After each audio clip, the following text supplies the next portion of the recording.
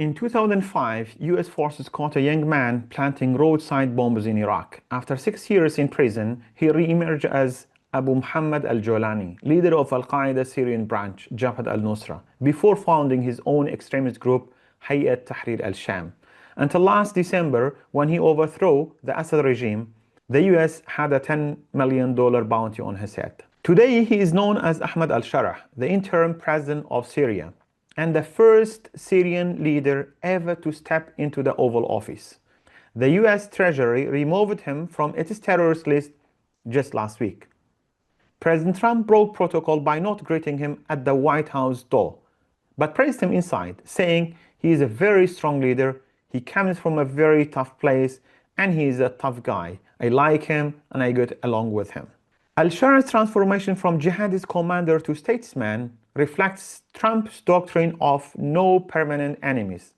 His turban has become a suit. His rhetoric now focuses on reform, basketball, and liberalization. He has even met IMF officials seeking ways to rebuild Syria's shattered economy. For Washington, his rise is a strategic win, pushing back Iran, severing the Tehran-Hezbollah corridor, and limiting Russia's reach in the Middle East and the Mediterranean Sea. Meanwhile, Reuters reports that Washington is preparing a military presence in Damascus, part of a US brokered security pact between Syria and Israel, marking a dramatic realignment in the Middle East.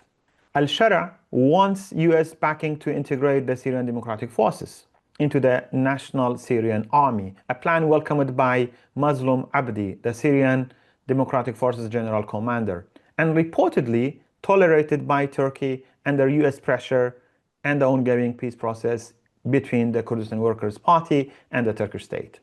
Yet the Kurds, who were instrumental in defeating ISIS, fear that US support for Ahmad al Sharaa could come at their expense.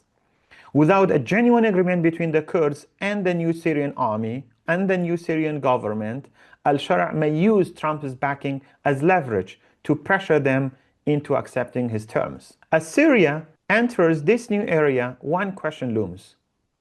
Will the US-Syria partnership bring stability or another round of conflict and disillusionment?